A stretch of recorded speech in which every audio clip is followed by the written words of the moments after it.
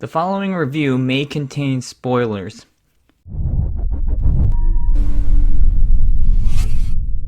First Cow is the latest film from director Kelly Reichardt. Now, this is a style of filmmaking that I love more than anything right now.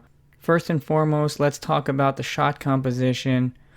Reichardt does so many interesting things with the cinematography and the photography in this film. Here's a bunch of shots where she plays with the depth, she plays with the foreground and background. This is something that is just not used enough in cinema. You think it's such a simple photographic concept, but you just don't see it enough. But what she does with the depth, what she does with the foreground, background stuff, is not only aesthetically pleasing, but she also uses it to help tell her story. So here she'll have like a character's hand in the foreground, but it helps the audience with the geography. It helps the audience with where the characters are placed. So when they edit, all the transitions are just that much more smooth and fluid.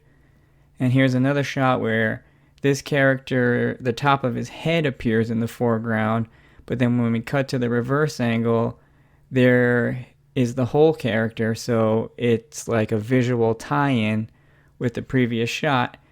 And it seems like such a simple concept, it seems so obvious, but we just don't see stuff like this enough in the movies. Too many times directors get lazy, they just settle for a simple close-up or medium shot, and they just don't do anything with the shot composition. She also likes to do frame within a frame, as you can see in this beautiful shot here. Again, so simple, such a basic photographic concept, but you just don't see it enough. Another thing she does so well is how the actors come in and out of frame.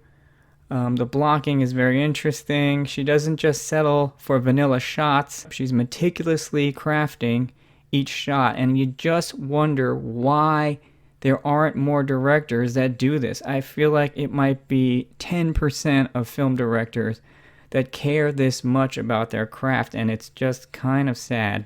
Filmmakers seem to just care about moving a story along, and this might have something to do with the popularity of scripted television. So much of the movie-going audience just cares about the story, and right now there's just about 1 million YouTube videos criticizing every minute pubic hair of a story flaw or inconsistency in the Star Wars franchise, and they almost take it as a personal insult whenever something like this happens. And I wish some more of us would just sit back and enjoy the other elements of cinema. The shot composition, the craftsmanship, the blocking, the cinematography. You can enjoy movies on a whole other level. This movie would hold up as a work of art even without an engaging story. It does have an engaging story, but it would hold up even without that.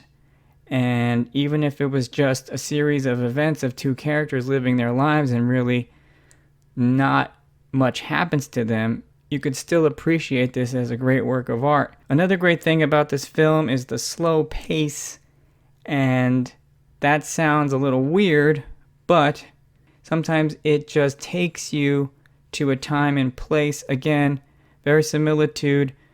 There's scenes in this movie where the two main characters are just sitting in their wood cabin, and I think they're sewing or doing some kind of craft work, and they're just having kind of like mundane conversations about life, but the movie is in no hurry to just cut. The camera will just sit there and just observe, and this kind of filmmaking just takes you into the world. It takes you into the world more authentically, genuinely, realistically.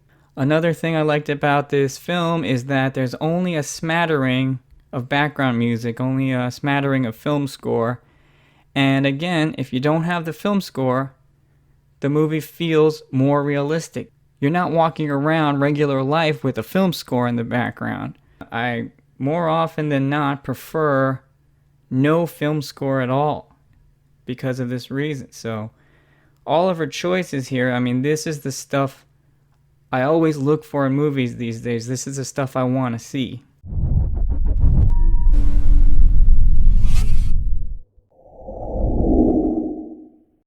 My final rating for First Cow is 4 stars.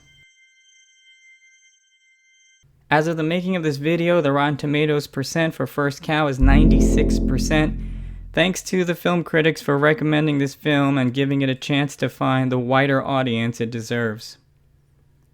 Kelly Reichardt is clearly a master filmmaker and she needs to be talked about more. I feel like things like year-end awards and achieving status within the film industry probably are irrelevant to her.